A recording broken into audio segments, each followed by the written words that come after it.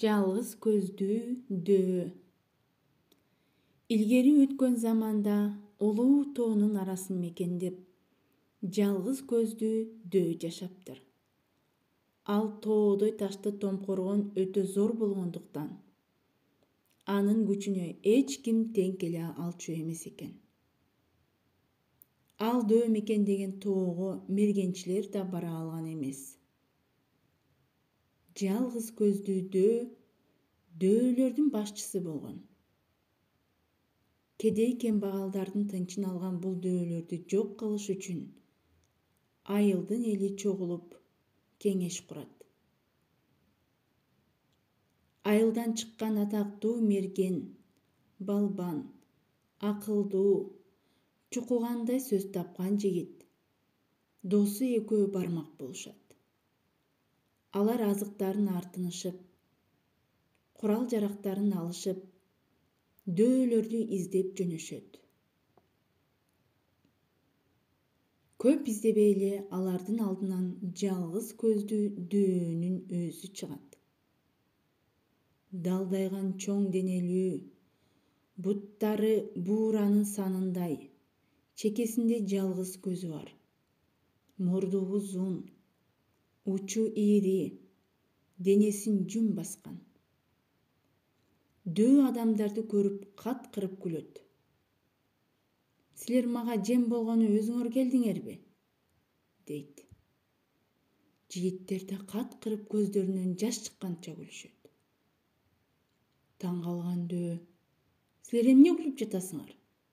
деп сурайт.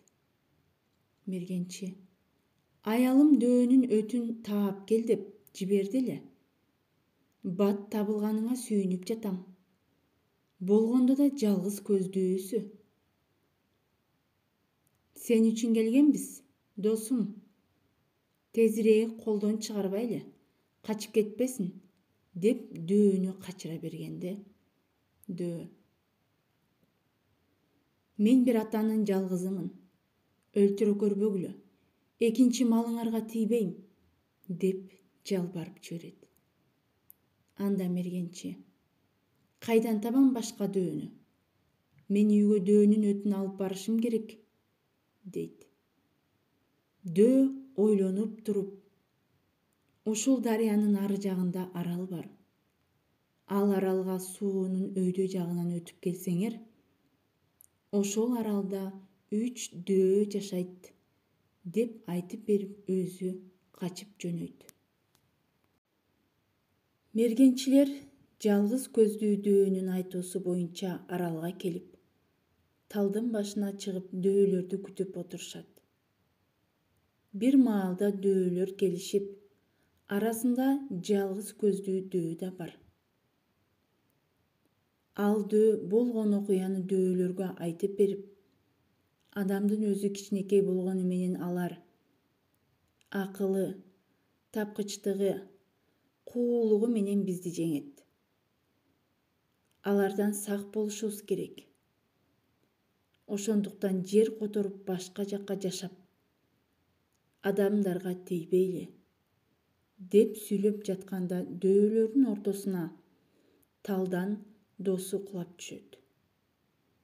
Мергенчи болсо кармагын, кармагын, баарынын тең өтү керек деп кыйкырып жиберет.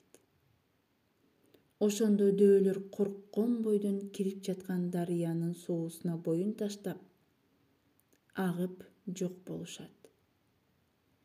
Эки дос дөөлөрдү жок кылып, элине келишип, жыргап жашап калышат. Жомоктун аягы.